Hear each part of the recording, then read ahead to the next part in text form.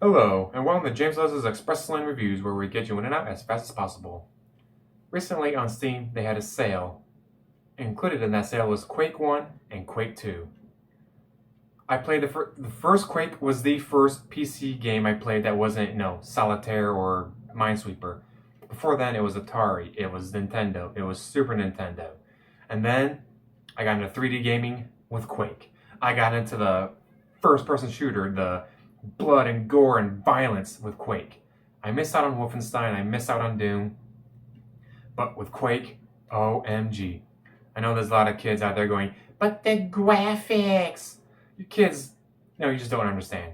Back in my day, a pixel was the size of a block of cheese on the Atari, right? You don't understand. That for, this time it was like, oh my god, these are amazing, it's 3D! Or the first time an ogre fired a grenade and hit a fiend, and the fiend attacked the ogre. I'm like, I've never seen that in a video game before. That is amazing. It's mind-blowing. So I know a lot of you kids, they get hung up on the graphics or whatever, but you didn't need graphics for Quake. You didn't need graphics for the games back in the day. You just needed gameplay and fun. Nowadays, it's like, oh, well, this game would have been 10 out of 10, but the graphics weren't very good. What was a good story? Oh yeah, it was an amazing story. 12 out of 10 story. What about the gameplay? It was the greatest, most fluid gameplay I've ever had. What about the audio? Audio was superb. It really made you feel you were there. Well, then why aren't you giving it a 10 out of 10? Well, the graphics were only like 6 out of 10, so that makes it negative 2 out of 10 for me. These kids that are so spoiled nowadays. You don't understand what it's like to have your mind blown by something like Quake. And then, of course, Quake 2, which will be playing behind me. This is from me playing. Totally different story. The only thing that Quake and Quake 2 have in common is the name of the company that made it. Other than that, they have nothing in common. But still, a great game. The first one had a storyline, but no.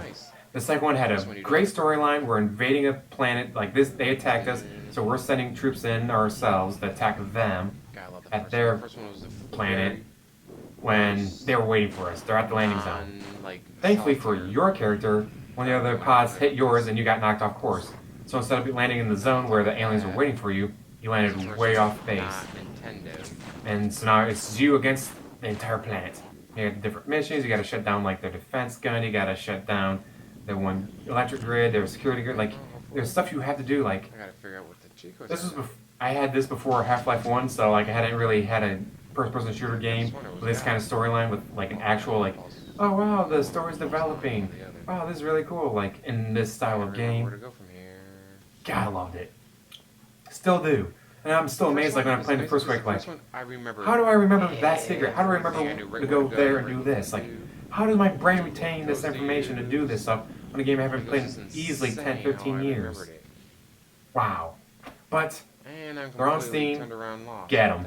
I actually found my original Quake and Quake 2 disc. Tried to play them, and my PC is yeah, that's not gonna happen, buddy. But when you get them from Steam, they work. Amazing. Get them.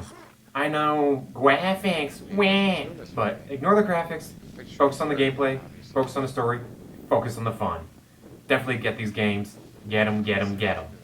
And as always, like, subscribe, comment down below, and have a wonderful So day. you found it.